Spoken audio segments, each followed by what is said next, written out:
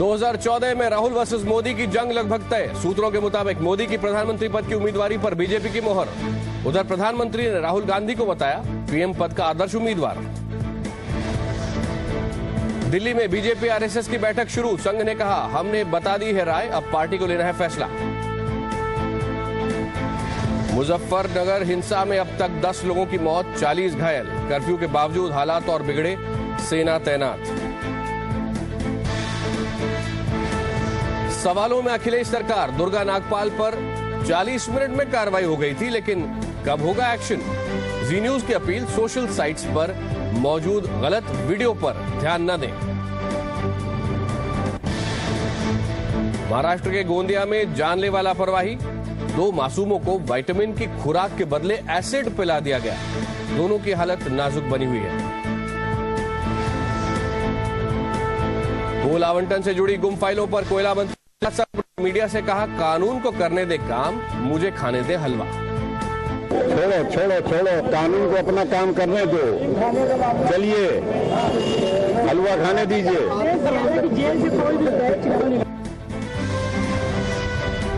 Tokyo को मिली 2020 के Olympic की मेजबानी। दावेदार की दौड़ में इस्तांबुल और मैड्रिड को दी मात। 49 साल बाद ओलंपिक्स की मेजबानी मिलने से जापान में जश्न। और कुश्ती के लिए आज का दिन अहम। टोक्यो ओलंपिक में शामिल किए जाने पर ओलंपिक कमेटी आज लेगी आखिरी फैसला।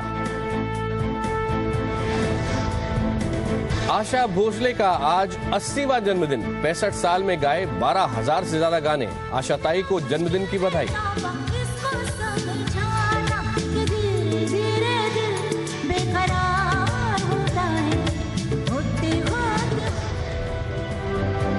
और सज रहे हैं गजानन के पंडाल। सोमवार से 10 दिन के लिए आ रहे हैं गणपति बप्पा। मुंबई पुलिस का प्राइम टारगेट महिलाओं की सुरक्षा। नमस्कार, बुलेटिन की शुरुआत इस वक्त की और आज की सबसे बड़ी खबर से। बीजेपी ने प्रधानमंत्री पद के लिए नरेंद्र मोदी के नाम पर फैसला ले लिया है। सूत्रों के हवाले से यह खबर आ रही है। हालांकि आधिकारिक तौर पर अभी इस फैसले का ऐलान नहीं किया गया है, लेकिन आरएसएस ने भी साफ कर दिया है कि उसने अपनी राय बीजेपी को बता दी है और अब पार्टी को ही इस पर मोहर लगानी है। इस वक्त दिल्ली में आरएसएस, बीजेपी और इससे जुड़े संगठनों की समन्वय समिति की बैठक चल रही है। सूत्रों के मुताबिक 2 दिन की इस बैठक में मोदी पर फाइनल फैसला हो सकता है।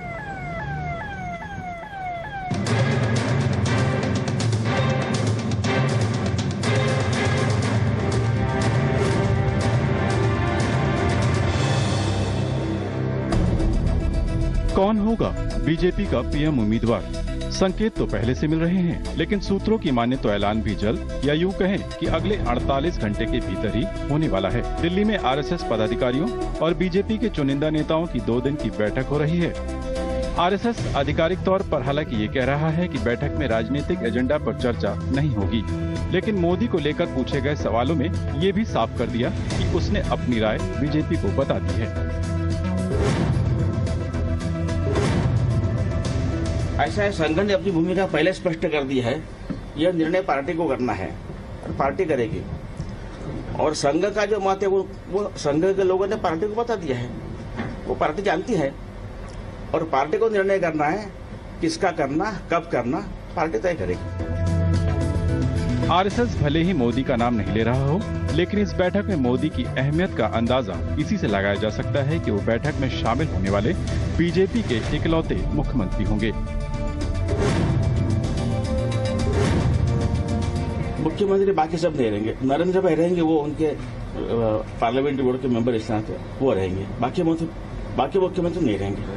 नरेंद्र भाई दोनों दिन रहेंगे। दोनों दिन अपेक्षित तो है, रहेंगे कि नहीं वो तो बीजेपी के लोग कह सकेंगे। बीजेपी के नेता भी औपचारिक ऐलान होने तक खुलकर बोलने से बच रहे हैं, लेकिन संकेत छिपाए नहीं छिप रहा। आप ही सुनिए। आने वाले 15 अगस्त को जो लाल किला है उस पर भी भारतीय जनता पार्टी का प्रधानमंत्री या नरेंद्र मोदी जी देश को संबोधित करेंगे और ऑफिशियली जब घोषित होगा तो पता लग जाएगा। सुना आपने?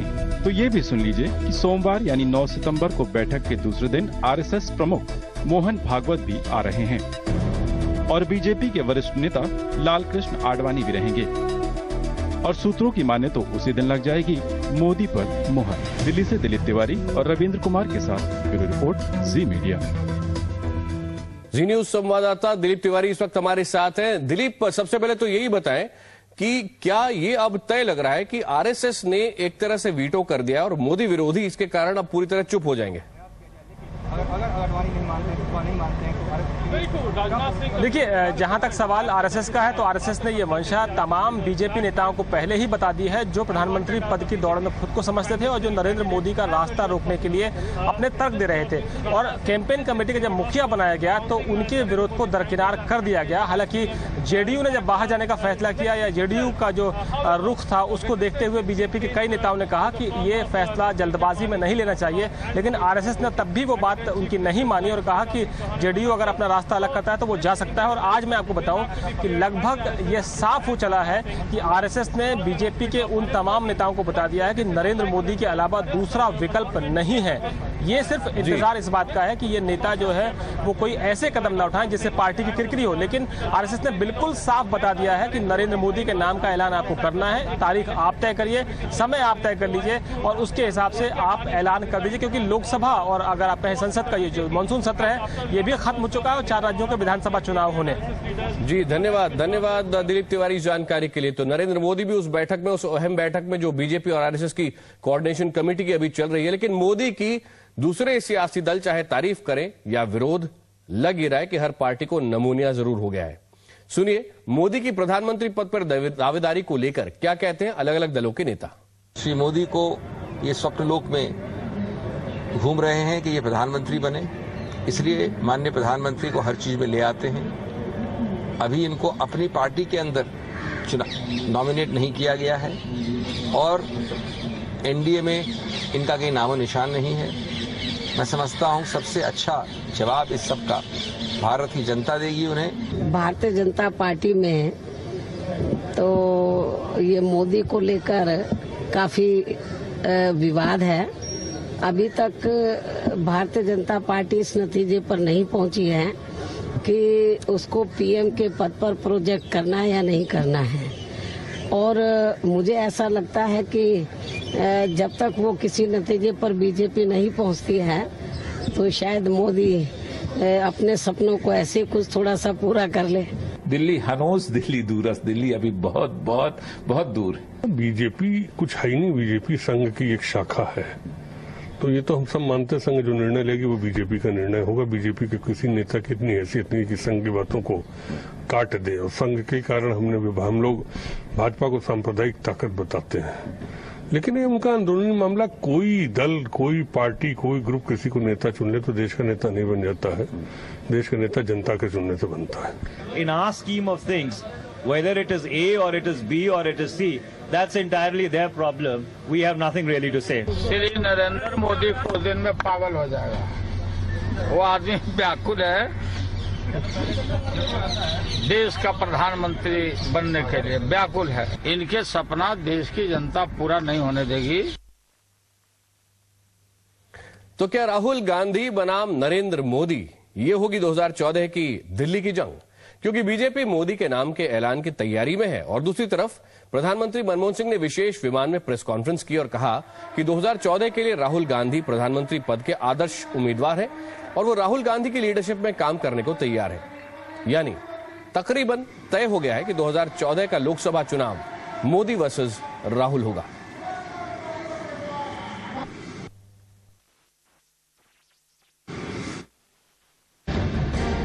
दो 2014 में राहुल होंगे पीएम उम्मीदवार। तीसरी पारी नहीं खेलेंगे मनमोहन। राहुल के नाम पर यूपीए की मुहर। Rahul Gandhi would be an ideal choice for the prime minister's position. 9 साल तक यूपीए सरकार की नैया पार लगाने वाले प्रधानमंत्री मनमोहन सिंह तीसरी पारी के मूड में नहीं दिख रहे हैं। G20 समिट से स्वदेश वापस लौटते हुए मनमोहन सिंह ने 2014 लोकसभा चुनावों के बाद अगली बार प्रधानमंत्री नहीं बनने के संकेत दे दिए हैं। पीएम ने कहा राहुल गांधी प्रधानमंत्री पद के बेस्ट कैंडिडेट होंगे। I have always maintained that Rahul Gandhi would be an ideal choice for the prime minister's position after the 2014 election. I would be very happy to work for the Congress party under the leadership of Mr. Rahul Gandhi. हालांकि प्रधानमंत्री ने अपने retirement का ऐलान तो नहीं किया, लेकिन उनके संकेत साफ हैं। पीएम का संकेत मिला तो कांग्रेस में एक बार फिर राहुल के नाम के लिए सुर तेज हो गए।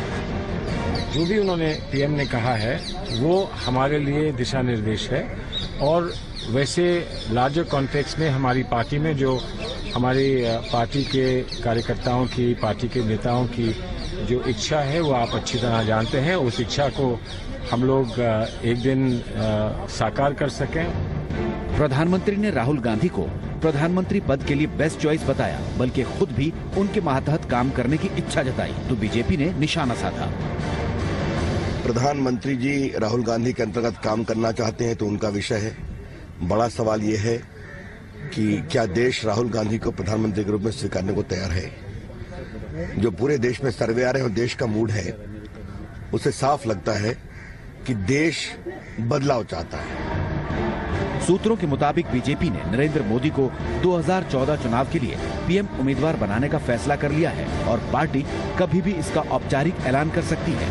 ऐसे में प्रधानमंत्री के संकेत से ये साफ है कि 2014 की जंग मोदी बनाम राहुल की होगी।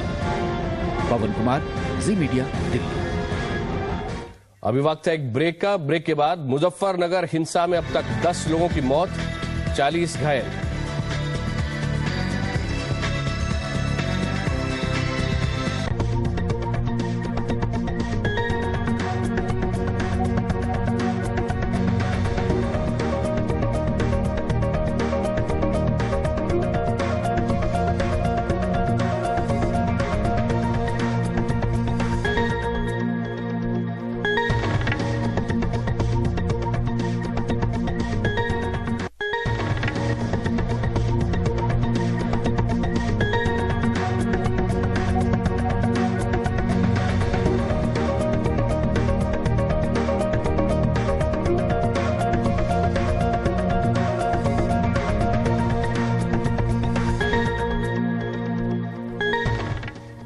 बुलेटिन में अब बात मुजफ्फरनगर की, जहां पर हुई हिंसा में 10 लोगों की मौत हो गई है।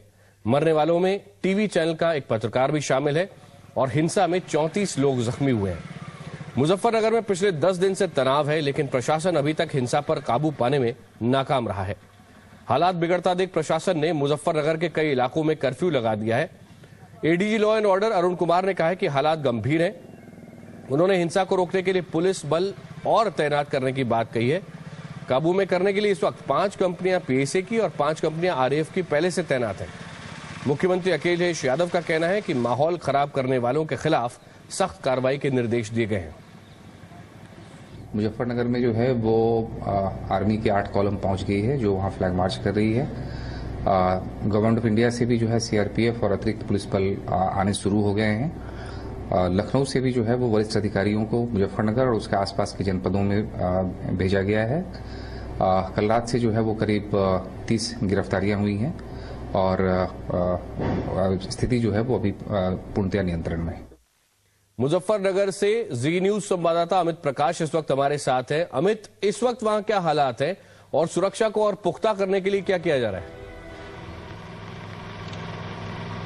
देखिए आकाश, मैं सीधी तस्वीरें आपको मुजफ्फरनगर शहर की दिखाना चाहूंगा। इस वक्त हालात पूरी तरह से नियंत्रण में बताए जा रहे हैं और जो अधिकारी लगातार यहां पर ये जो कह रहे हैं, साफ तौर पे उनका ये कहना है कि अभी हालात को नियंत्रण में रखने के लिए तमाम वो इंतजाम किए गए हैं। आर्मी का फ्लैग मार्च मुजफ्फरनगर और मुजफ्फरनगर के आसपास के जो इलाके हैं, जो गांव हैं, वहां पर आर्मी फ्लैग मार्च कर रही है। और शहर में चूंकि कर्फ्यू है, 3 अलग अलग थाना क्षेत्रों में इस वक्त कर्फ्यू लगा हुआ है।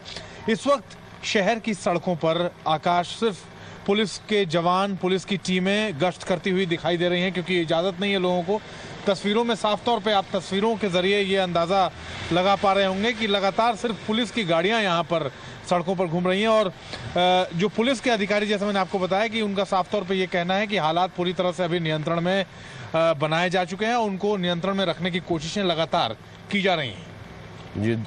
जी अमित, आपके पास वापस लौटे, लेकिन मुजफ्फरनगर में जो तनाव लगातार बरकरार है, इसको लेकर कुछ अहम सवाल उठते हैं। एक ये कि अभी तक जिम्मेदार अफसरों पर कार्रवाई क्यों नहीं हुई है। दूसरा कि दुर्गा नागपाल को तो 40 मिनट में हटा दिया गया, लेकिन वहां अधिकारियों पर कार्रवाई कब होगी। सोशल साइट्स के फेक वीडियोस पर भी सरकार की नींद टूटी क्यों नहीं, और इतने दिन तक प्रशासन खामोश क्यों रहा, और चेतावनी मिलने के बाद भी वक्त रहते कार्रवाई क्यों नहीं की गई।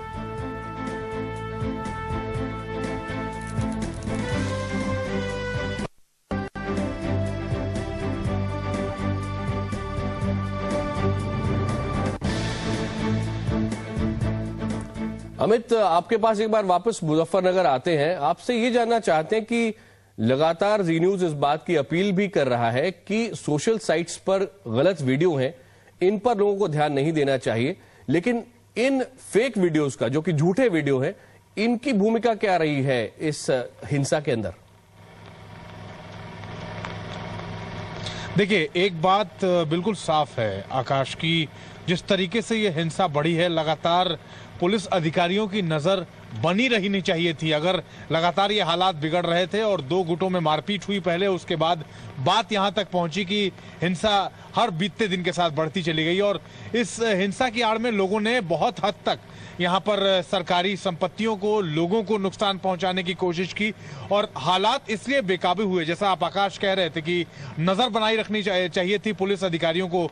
उस वक्त अगर सही ढंग से कार्रवाई कर दी गई होती तो शायद आज ये नौबत नहीं आती। इस वक्त मैं ये तस्वीरें आकाश आपको दोबारा दिखाना चाहूंगा, और साथ साथ ये भी बताना चाहूंगा कि अब मतलब ये जो बात साफ तौर पे आ रही है कि हालात को नियंत्रण में करने के लिए अब जो तमाम कोशिशें सरकार, प्रशासन और पुलिस की तरफ से हो रही हैं, ये कोशिशें पहले कर दी जानी चाहिए थी। और एक बात और भी साफ है कि जिन लोगों को, जो लोग जिम्मेदार थे इस हालात को यहां तक पहुंचाने के लिए, उनको आइडेंटिफाई करके अब उन पर कड़ी कार्रवाई की बात कही जा रही है कि जिन लोगों ने ये हिंसा भड़काई, उनको अब उनकी पहचान करने की कोशिशें तेज कर दी गई हैं, और उसमें कई लोगों को उसमें गिरफ्तार भी कर लिया गया है। जी धन्यवाद अमित प्रकाश, आपके पास आगे भी मुजफ्फरनगर लौटते रहेंगे जानकारी और अपडेट्स के लिए। वैसे इस पूरी हिंसा पर सियासी पारा भी चढ़ा हुआ है। मुजफ्फरनगर में जो कुछ हुआ, हम उस पर दुख ही प्रकट कर सकते हैं। करीब 10 लोगों की जान चली गई, जैसी मीडिया की खबर आ रही है। आगे हम विश्वास दिलाते हैं कि अब मुजफ्फरनगर में कोई घटना नहीं घटेगी, प्रदेश के किसी भी कोने में कुछ नहीं होगा, कानून व्यवस्था में कड़ाई होगी, सेना बुला ली गई है। और हमारी भी अपील है प्रदेश के लोगों से कि सांप्रदायिक सौहार्द बनाए रखें। एक सांप्रदायिक सोच की पार्टी है, उसकी जो सरकार उत्तर प्रदेश में चल रही है वो अपने सांप्रदायिक नीतियों को बढ़ावा देने की कर रही है। वो पोलराइजेशन की एक पॉलिटिक्स खेलती है, घिनौनी पॉलिटिक्स खेलती है उत्तर प्रदेश में, और उसी का कारण है कि मुजफ्फरनगर में आज हम लोगों ने इतनी बड़ी हिंसा देखी। यहां जी न्यूज आपसे अपील करना चाहता है कि आप अफवाहों पर ध्यान ना दें। सोशल साइट्स पर कई गलत वीडियो, झूठे वीडियो डाले गए हैं, जिनसे कोशिश यह है कि लोगों की भावनाओं को भड़काया जाए। ऐसे झूठे वीडियोस पर ध्यान मत दीजिए। जी न्यूज आपसे ये वादा करता है कि हम आपको सही और सटीक खबर लगातार मुजफ्फरनगर से दिखाते रहेंगे। अभी वक्त है एक ब्रेक का, लेकिन आज पूरा दिन आप सुपर संडे आपका जी न्यूज के साथ मना सकते हैं।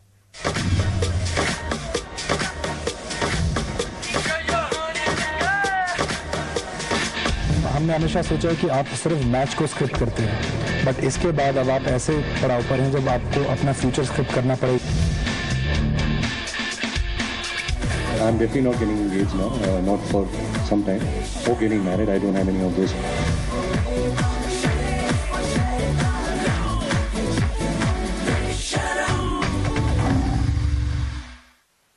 है Zee media, India's largest news network, और आप देख रहे हैं जी न्यूज।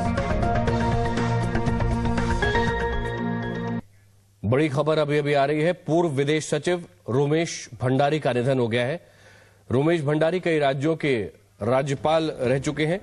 वो त्रिपुरा में राज्यपाल रह चुके हैं, वो गोवा में राज्यपाल थे, वो उत्तर प्रदेश के भी 6ठे राज्यपाल थे।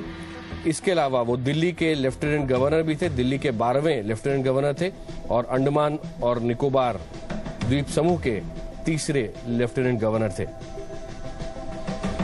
1996 से 1998 तक रोमेश भंडारी उत्तर प्रदेश के गवर्नर भी रहे थे। रोमेश भंडारी का जन्म 29 मार्च 1928 को लाहौर में हुआ था और कई महत्वपूर्ण पद संभाले रोमेश भंडारी ने। जैसा कि हमने आपको बताया, विदेश सचिव रह चुके हैं भारत के, लेफ्टिनेंट गवर्नर दिल्ली और अंडमान और निकोबार आइलैंड के रह चुके हैं और राज्यपाल वो त्रिपुरा, गोवा में और उत्तर प्रदेश में रहे। इंडियन फॉरेन सर्विस के ऑफिसर थे रोमेश भंडारी और 1950 में पहले वो वाइस कॉन्सल बनाए गए थे न्यूयॉर्क की कॉन्सुलेट में।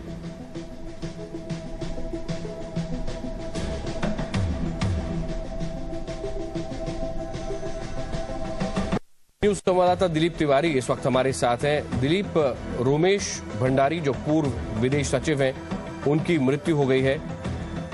उनके करियर पर एक नजर डालकर बताएं, क्योंकि वो न केवल विदेश सचिव थे, वो राज्यपाल रह चुके थे उत्तर प्रदेश जैसे राज्य के और लेफ्टिनेंट गवर्नर भी रह चुके थे दिल्ली के। देखिए आकाश, जहाँ तक सवाल रोमेश भंडारी का है तो काफी एक्टिव माने जाते रहे और विदेश सेवा में होने के बावजूद जिस तरह से रोमेश भंडारी का करियर रहा है, आप उत्तर प्रदेश के गवर्नर के तौर पर देखें या आप उनकी सक्रियता को देखें, वो लगातार एक्टिव रहे हैं और खासतौर पर उत्तर प्रदेश में जब बहुत क्रूशियल वक्त था उस वक्त उन्होंने जो फैसले लिए हैं, उनकी जब भी भारतीय राजनीति में इस तरह के फैसलों की चर्चा होगी तो जरूर रोमेश भंडारी याद आएंगे और विवाद टिप्पणियों के लिए जाने जाते थे और अपनी राय जो है वो खुलकर जाहिर करते थे तमाम मसलों पर।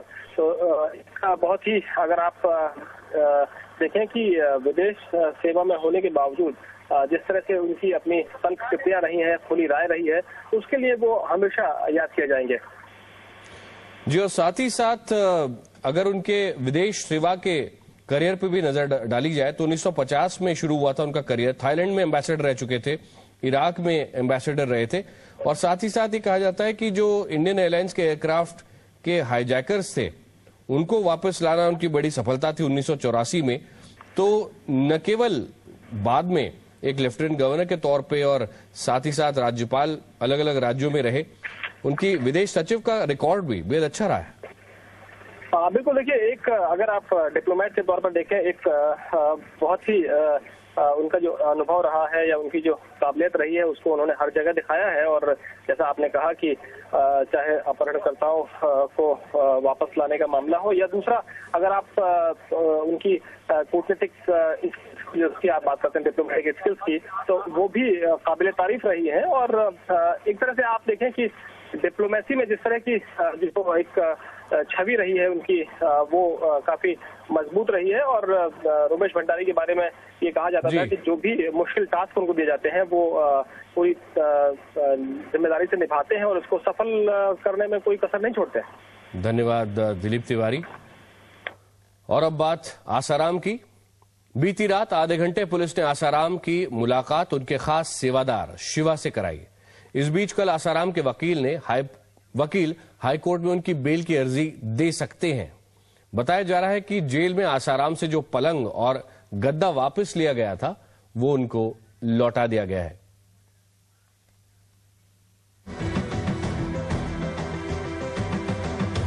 तो माना ये जा रहा है कि अभी आसाराम की दिक्कतें यहां से और बढ़ सकती हैं और खास तौर पे जो उनका सेवादार है, अटेंडेंट है शिवा, उससे काफी सारी जानकारियां पहले ही पुलिस को मिल चुकी है और उसके बाद पुलिस ने कल रात को दोनों को यानी आसाराम को और उनके अटेंडेंट शिवा को आमने सामने बिठा दिया और उनकी बात कराई। और आसाराम के वकील हाईकोर्ट में कल उनकी बेल की अर्जी दे सकते हैं। जो जेल से पलंग और गद्दा आसाराम से वापस ले लिया गया था, अब उनको लौटा दिया गया है।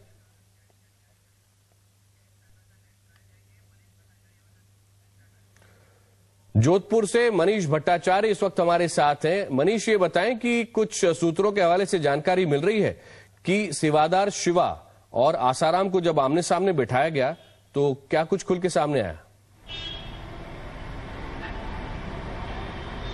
देखिए, बिल्कुल कल जो शिवा को अरेस्ट किया गया और उसके बाद शिवा को बैरक नंबर 4 में रखा गया, लेकिन जैसे ही बैरक में लेके गए लगभग आधे घंटे शिवा और आसाराम के बीच आमने सामने बात हुई, तमाम बात और ये कहीं ना कहीं बात सामने आ रही कि शिवा ने वो तमाम बातें बताई आसाराम से। इन फिलहाल ये अभी पूरी तरीके से क्लियर नहीं हो पा रहा है कि शिवा जो पहले कह रहा था कि पुलिस उसके ऊपर लगातार दबाव बना रही है, अब कहीं ना कहीं जब शिवा कई खुलासे कर रहा है, क्या वाकई में एविडेंसेस हैं या नहीं है। लेकिन जिस तरीके से बात सामने आई उससे यही है कि शिवा के साथ साथ अन्य सेवादार भी वहां पर मौजूद है और आसाराम उन सेवादारों को लगातार प्रवचन दे रहे हैं। जी धन्यवाद मनीष। और खबर यह भी है कि पुलिस बहुत जल्द शिल्पी को और रसोइये को हिरासत में लेकर पूछताछ कर सकती है और साथ ही छिंदवाड़ा आश्रम के निदेशक शरद चंद राही को भी हिरासत में लेकर पूछताछ की जा सकती है। अभी वक्त है एक ब्रेक का, लौटते हैं और खबरों के साथ।